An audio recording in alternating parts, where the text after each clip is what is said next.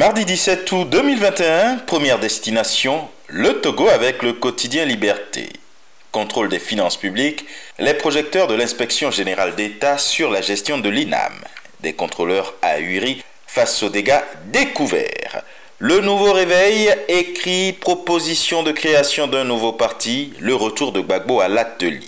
Création de nouveaux partis, renchérit l'essor, Gbagbo bloqué juridiquement. Le Patriote, lui, offre sa une en partie à Sia André, député et vice-président du FPI, qui dit « Gbagbo agit en autocrate, il nous a déçus ». Le sursaut, lui, de s'intéresser à toute autre chose, les conditions d'interpellation de Bensouk, qui seraient inadmissibles, selon Maître Afoussiata Bamba Lamine, ainsi que le collectif des avocats de l'ancien maire de Dabo. Procès présumé de terroriste, lit-on avec l'observateur Palga, un prévenu relaxé au bénéfice du doute. Il est question avec Sidoya de la fête de l'Assomption, un appel à la solidarité nationale.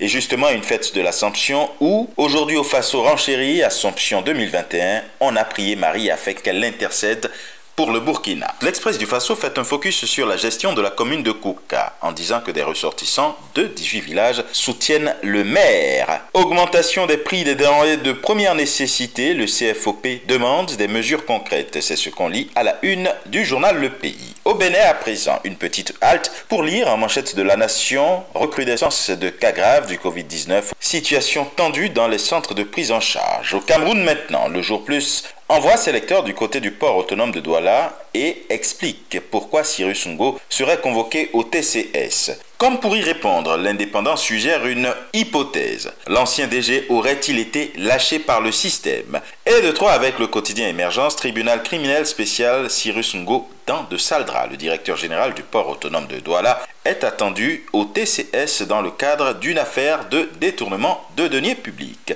Il est question avec le quotidien Éco-Santé de prévention de la 3e vague du Covid-19.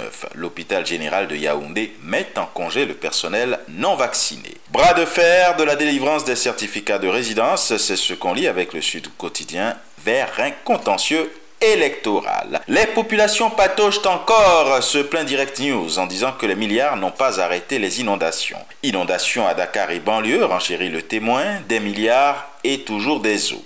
Révision frauduleuse des listes électorales, le pouvoir ne veut rien lâcher, dit Quotidien. Et puis réhabilitation et gestion du marché de Sandaga vers une bataille juridique se projette l'info. Walf Quotidien, concernant les élections locales, propose les 7 favoris de Dakar. Et enfin atterrissage du côté du royaume chérifien avec le journal Le Matin qui s'intéresse aux communales, régionales et législatives en titrant sur des propos de David Goeri. Le parti qui sera grand vainqueur en 2021 sera celui qui parviendra à négocier les coalitions aux différentes échelles territoriales.